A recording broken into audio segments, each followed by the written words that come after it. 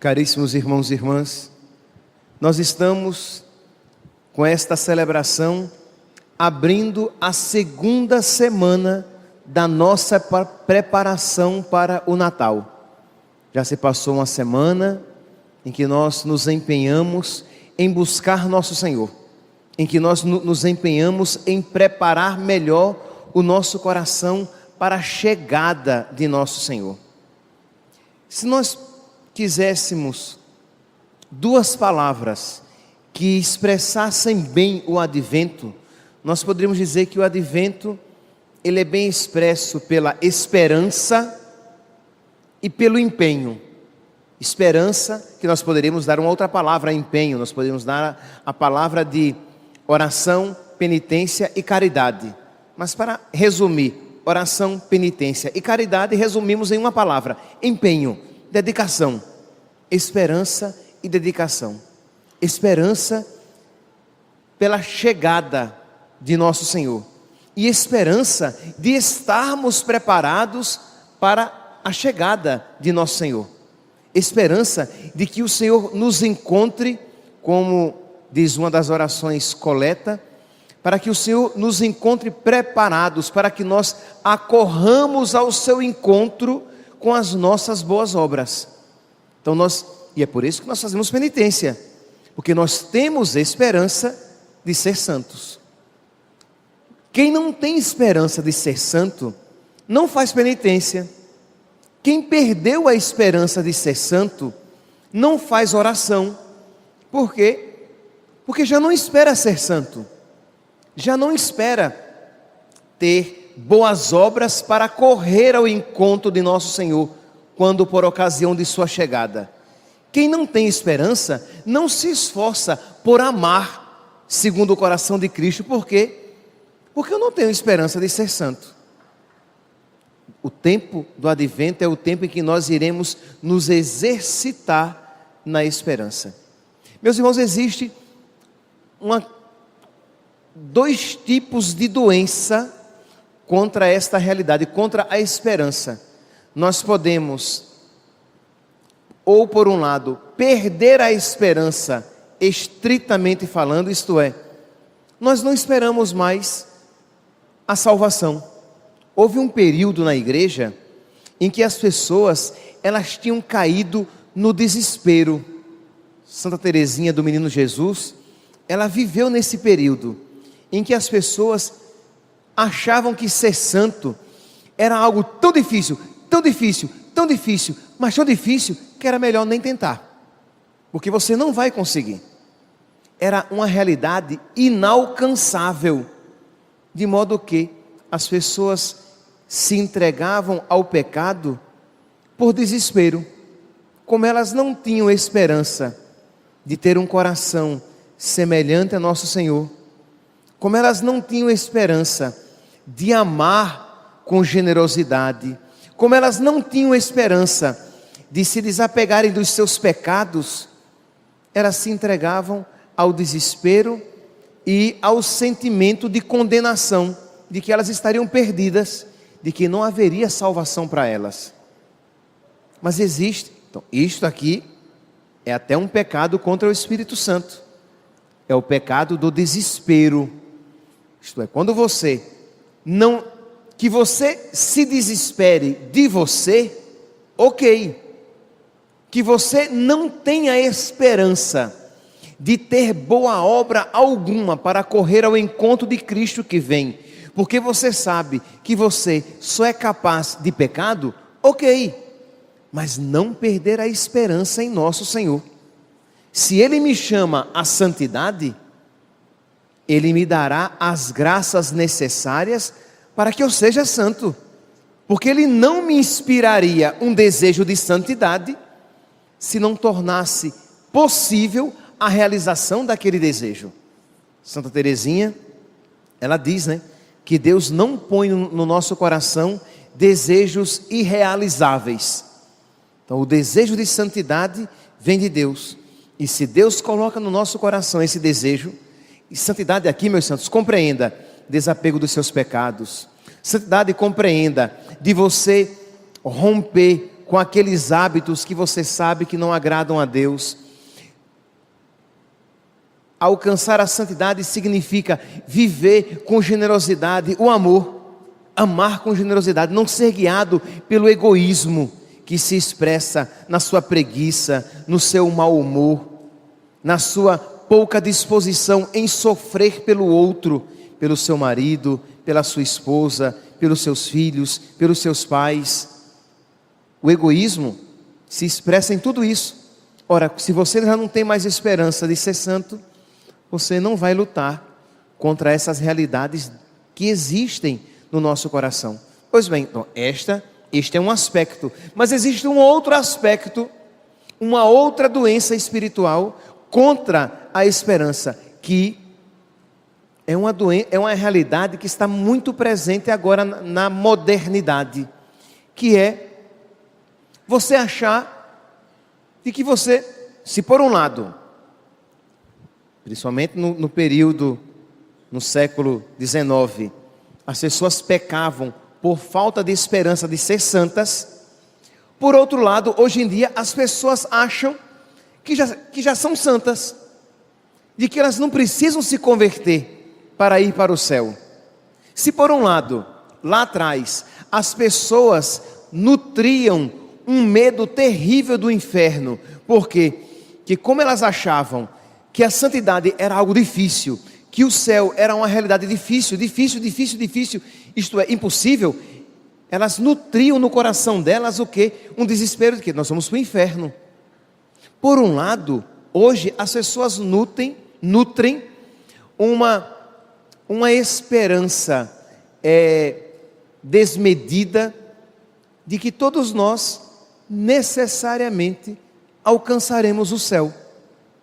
O Papa, uma esperança temerária de que todos nós alcançaremos o céu. Isto é, simplesmente porque existimos. Quantas vezes a gente vai para um velório, e eu não estou falando de velório de gente ruim, não. Às vezes até de pessoas ruins, mas a gente já fala assim com a maior naturalidade. Ainda bem, né? Está com Deus.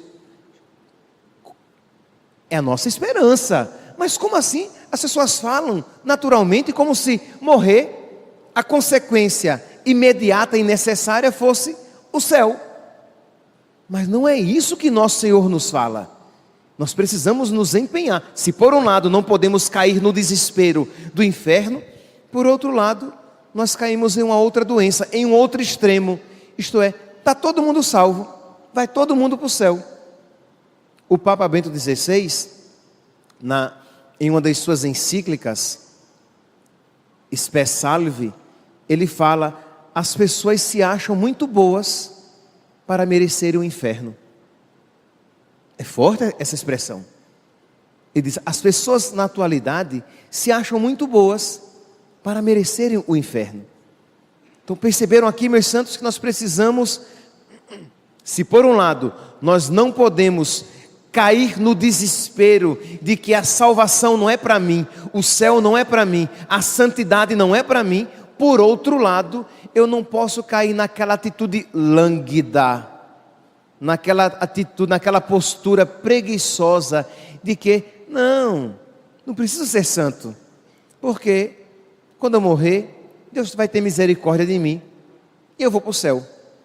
São duas atitudes que são más, são duas atitudes que são pecados contra o Espírito Santo. Por um lado é desespero de salvação, e o outro é a temeridade de ser salvo sem boa obra alguma, sem participação alguma, sem empenho algum da minha parte. Santo Agostinho, ele diz, vocês já conhecem, aquela frase: o Deus que te criou sem ti, não quer te salvar sem ti. Deus, quando me criou sem a minha participação, mas Deus quer me salvar com a minha participação. Esforçai-vos para entrar pela porta estreita. O reino dos céus é daqueles que são violentos, isto é, daqueles que lutam para alcançar o reino dos céus. São essas duas realidades. Então precisamos ter essa esperança de que, apesar da nossa miséria, dos nossos pecados, Deus nos dará as graças necessárias para não apenas irmos para o céu, mas para que nós sejamos santos. Por isso, preparemo-nos. Por isso, façamos um bom advento. Por isso, dobremos os joelhos e supliquemos a nosso Senhor as graças de que necessitamos. Porque se você, por um lado, tem desespero de se salvar, você não vai rezar. E se você, por outro lado, acha que vai necessariamente para o céu, você também não vai rezar. Se você, por um lado, acha que você nunca vai ser santo, para que é que você vai fazer um advento diferente? Para que é que você vai fazer propósitos no advento? Você não tem jeito mesmo? Você já está no inferno mesmo?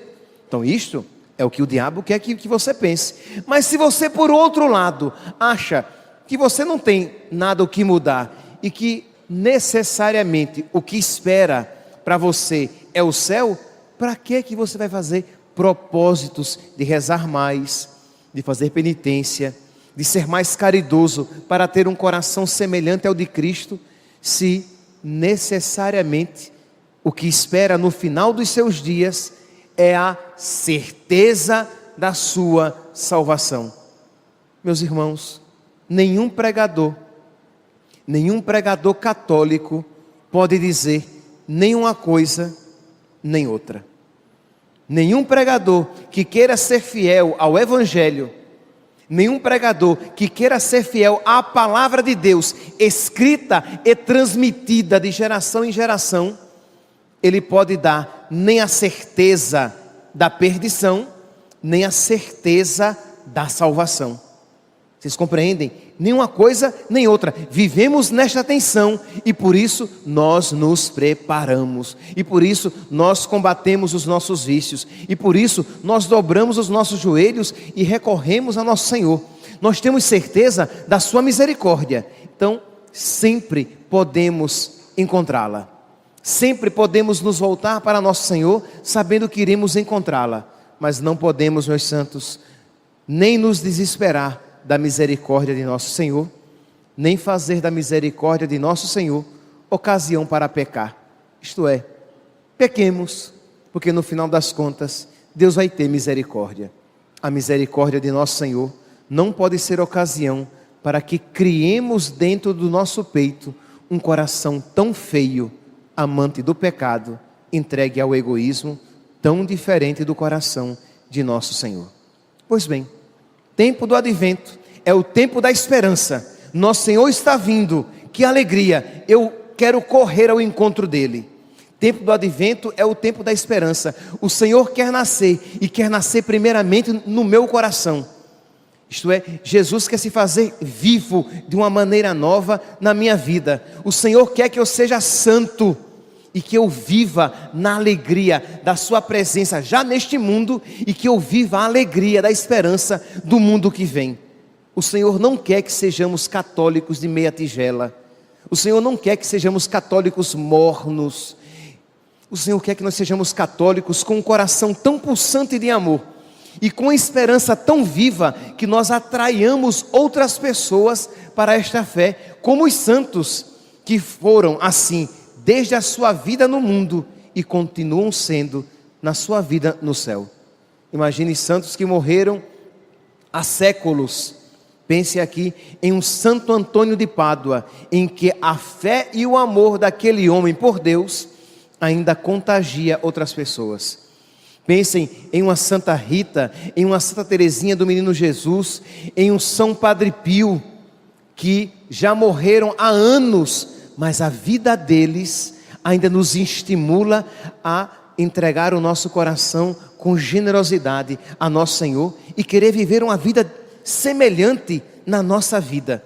Ora, se isso é possível na vida deles que já morreram, Deus quer que isso seja possível e real também na nossa vida, para que a nossa presença, o nosso testemunho de fé atraia outras pessoas no trabalho, na escola, entre os seus amigos, na sua família, para que a sua vida seja um luzeiro de fé.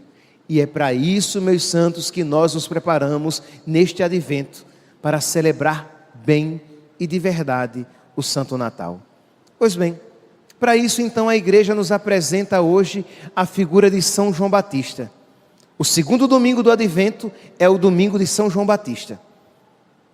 O segundo domingo do Advento é o domingo de São João Batista. No primeiro domingo, nós nos inteiramos com o tempo do Advento. O segundo domingo é o tempo de João Batista. Terceiro domingo é o domingo da alegria. E o quarto domingo é o da Virgem Maria. Já são domingos já predeterminados. E o que é então o domingo de São João Batista? É o domingo da penitência. Já se passou uma semana, mas nós olhamos para a nossa semana que passou e fazemos uma avaliação. Eu me empenhei direitinho? Eu fui fiel aos meus propósitos? Eu espero, pelo amor de Deus, que todos vocês, mas absolutamente todos, tenham feito propósitos no Advento. Uma oração a mais, uma maior generosidade em estar na presença de Deus, pedindo a Ele a graça de estar com o coração preparado, né? Se o Senhor não construir a minha casa, em vão trabalharão os construtores. Se o Senhor não vigiar a minha cidade, em vão vigiarão as sentinelas. Se o Senhor não fizer a obra, eu vou trabalhar em vão. Então, durante o Advento, eu rezo, eu suplico a nosso Senhor mais constantemente. Por quê? Porque nosso Senhor será mais generoso em dispensar as suas graças. Pois bem, então eu espero que todos vocês tenham feito. Se você foi fiel, peça a Deus a graça de continuar na fidelidade. Se você não foi fiel aos propósitos, reemende-se, retome o fôlego e vamos continuar. Se você ainda não fez os propósitos, não se desespere. Na missa de hoje ainda, dobre os seus joelhos, faça os seus propósitos e vamos começar. Diz aqui São João Batista no domingo de hoje. Evangelho de São Lucas, capítulo 3, versículo 4. Esta é a voz daquele que grita no deserto: preparai o caminho do Senhor, endireitai suas veredas. Todo vale deve ser aterrado, toda montanha deve ser rebaixada. É interessante quando os padres da igreja leem esse texto, eles aplicam espiritualmente, eles dizem o quê? Esta é a voz daquele que grita no deserto: preparai o caminho do Senhor. Isto é, no deserto do nosso coração, em meio às nossas dificuldades, em meio às nossas lutas, em meio às nossas lágrimas, vamos preparar um caminho para o Senhor. Isto é, vamos fazer dos nossos problemas um caminho para o encontro com Deus. Vamos fazer que ninguém peque, mas uma vez pecando, faça dos seus pecados um caminho para o Senhor. Venha, se confesse, peça perdão a Deus. De alguma maneira, o pecado que não foi querido por Deus e que não foi enviado por Deus, mas já que ele aconteceu, você fez daquela realidade triste uma ocasião para encontro com o nosso Senhor. E ali, na presença do sacerdote, reconhecer a sua miséria, suplicar a misericórdia de nosso Senhor e pedir a Ele a graça de uma mudança de vida. Mas que ninguém aqui, apegado ao seu pecado, diga: ah, mas não tem jeito para mim, eu não consigo mudar de vida. Não, meu santo. No deserto, preparai um caminho para o Senhor.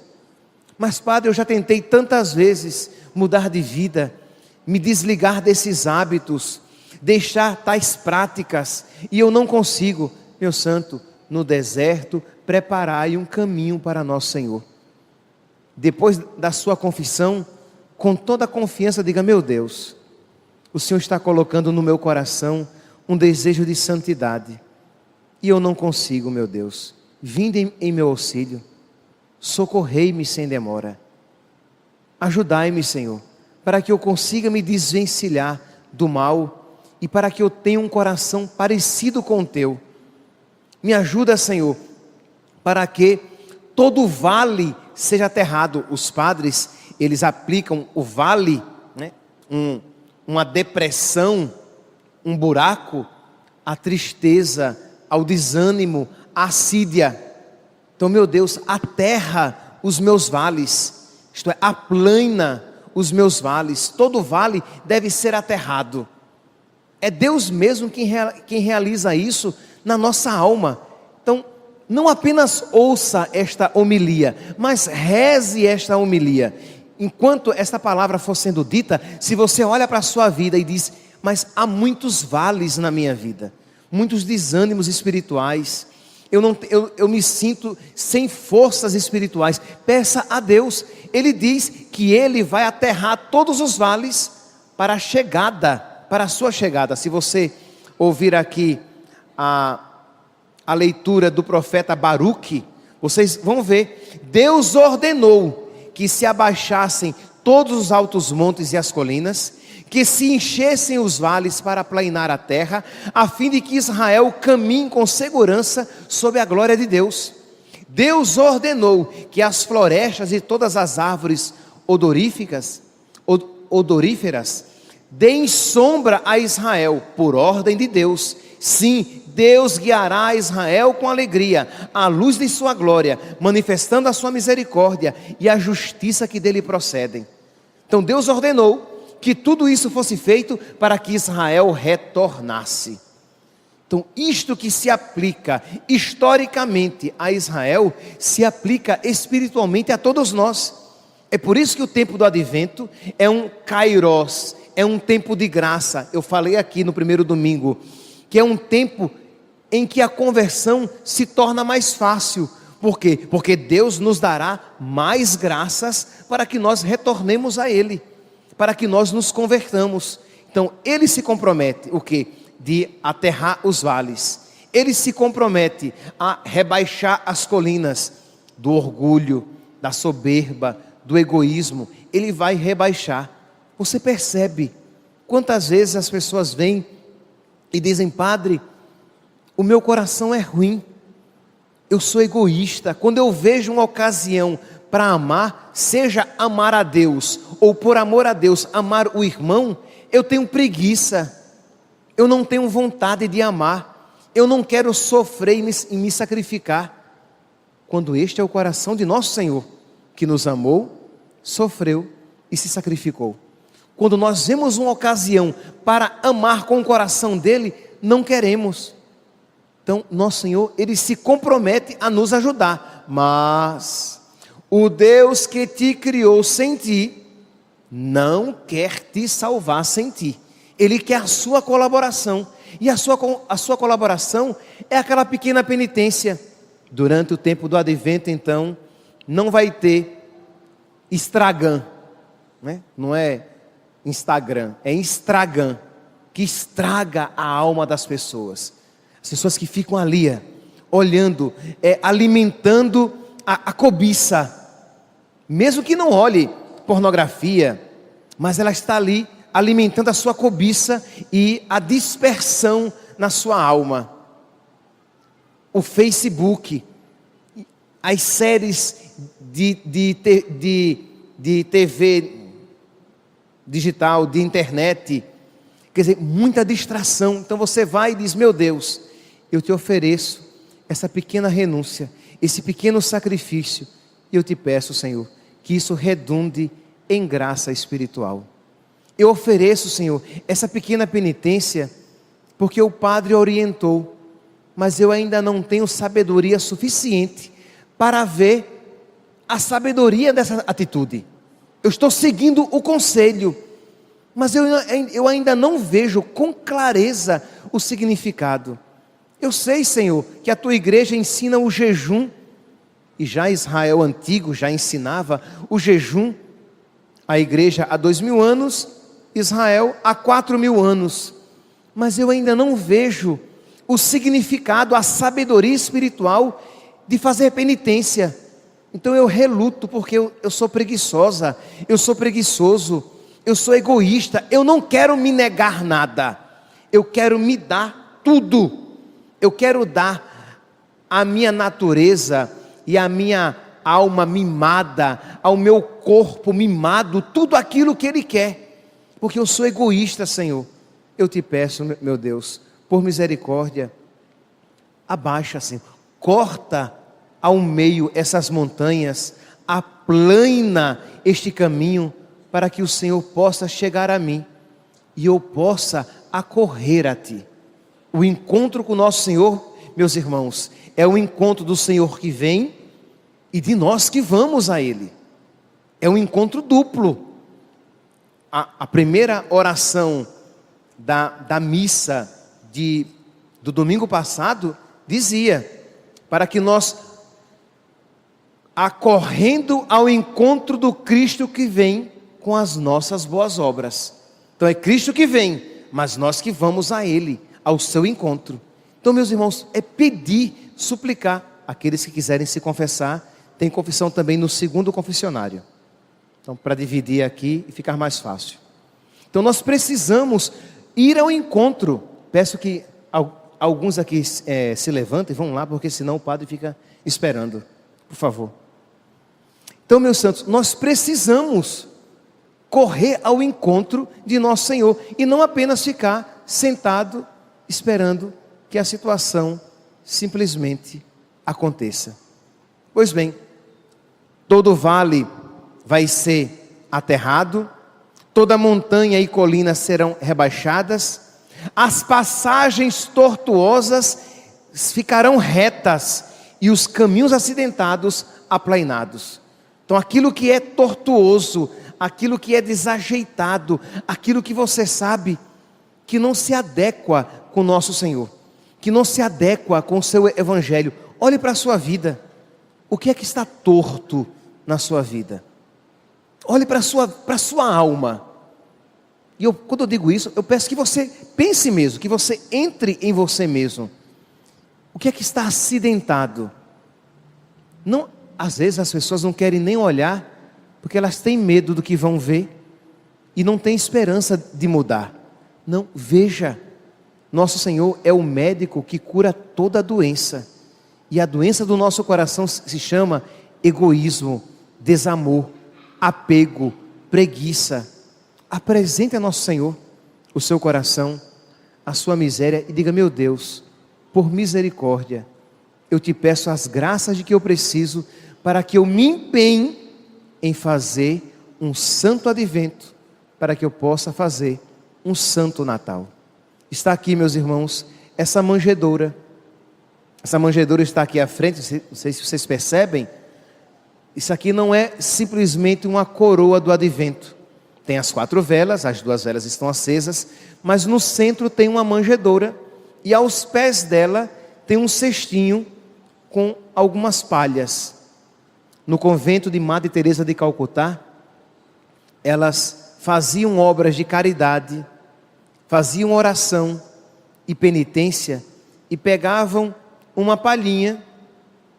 Eu já tenho a minha palhinha de hoje, a que eu vou colocar, eu já fiz. E pegavam uma palhinha e colocavam na manjedoura, para que nosso Senhor, na noite de Natal, Ele se deitasse sobre as suas boas obras, para que nosso Senhor não se deitasse simplesmente sobre palhas, da nossa indiferença, do nosso fechamento, do nosso desamor, mas que Ele se deite sobre as minhas penitências, sobre as minhas orações, sobre os meus gestos de caridade que eu fiz por amor a Ele. É uma maneira de se preparar. Quantas palhinhas você já colocou aqui nesta manjedoura? Precisa, é uma maneira concreta de se preparar para o Natal. De pelo menos, de você, no domingo, você que contou, fez algo bom, fez um ato de amor, fez uma penitência, fez uma oração a mais a cada dia. Chega no domingo, você pega 7 palhinhas e põe ali naquela manjedoura. Diz: Jesus, quero que o Senhor se deite sobre os meus atos de amor que eu fiz pelo Senhor. Se você vem à missa todo dia, você pode a cada dia que você vem à missa, se você fez um ato de amor por nosso Senhor, ou uma penitência, ou um ato de caridade pelo seu irmão, por amor a Cristo, você coloca. É uma maneira de você ir se preparando. Mas que ninguém, meus irmãos, que ninguém ouça esta palavra, que ninguém ouça esta homilia e volte para casa com o coração frio. e volte para casa com um coração sem propósito algum, independentemente do que você sentiu, mas que você, iluminado pela palavra de Deus, iluminado pela fé, que você faça os seus propósitos e suplique a Deus que Ele endireite o seu coração, para que neste Natal Ele venha a você e você, mesmo que mancando, vá ao encontro dele. Louvado seja nosso Senhor Jesus Cristo.